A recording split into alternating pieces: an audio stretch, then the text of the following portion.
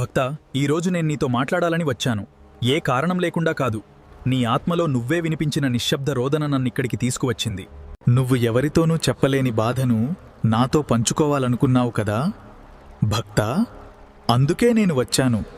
నువ్వు అనుభవిస్తున్న దుఃఖం నీలో పుట్టే భావం మాత్రమే. అది నీ మనసులో ఉన్న ఆలోచనల ప్రతిబింబం. నాకు వినిపిస్తున్నాయిదా నీ మౌన కేకలు. ఎందుకంటే నువ్వు వేరు కాదు, నువ్వే నేను. నేను నీలోనే ఉన్నాను. నీ బాధను నేను చూస్తున్నాను, నీ కష్టాన్ని నేను అనుభవిస్తున్నాను. కాని గుర్తుంచుకోహాదు, ఇది శాశ్వతం కాదు.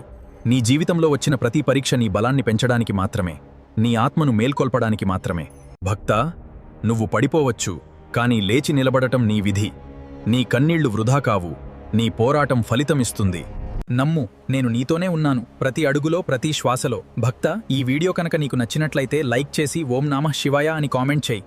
నువ్వు పడే ప్రతి కన్నీటి బొట్టును నేను చూస్తున్నాను. నీ బాధల వెనక ఒక అర్థం ఉంది భక్తా.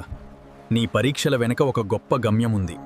ఇప్పుడు నువ్వు చీకట్లో ఉన్నట్టు అనిపించినా త్వరలోనే వెలుగు నీ దారిలోకి వస్తుంది. నువ్వు కోల్పోయిందన్నీ శాశ్వతం కాదు.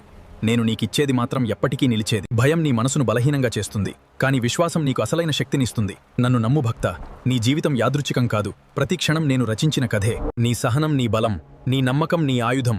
వాటిని వదలకు. నీకు అడ్డుగా ఉన్న ప్రతి సమస్యను నేను తొలగిస్తాను, కానీ ముందుగా నువ్వు నీలోని భయాన్ని తొలగించాలి. నీకు అడ్డుగా ఉన్న ప్రతి సమస్యను నేను తొలగిస్తాను, కానీ ముందుగా నువ్వు నీలోని భయాన్ని తొలగించాలి. నీ గుండెలో ధైర్యం పెంచు, నీ ఆలోచనను పవిత్రంగా ఉంచు. నీ మార్గం స్వయంగా స్పష్టమవుతుంది. భక్తా, ఈ రోజు నుంచి కొత్త ప్రారంభం. పాత బాధలను విడిచిపెట్టు, కొత్త ఆశను ఆహ్వానించు. నేను నీతో ఉన్నాను ఎప్పటికీ. నీ జీవితంలో వచ్చిన ప్రతి పరీక్ష నీ బలాన్ని పెంచడానికి మాత్రమే, నీ ఆత్మను మేల్కొల్పడానికి మాత్రమే. భక్తా, నువ్వు పడిపోవచ్చు, కాని లేచి నిలబడటం నీ విధి. నీ కన్నీళ్లు వృధా కావు, నీ పోరాటం ఫలితమిస్తుంది.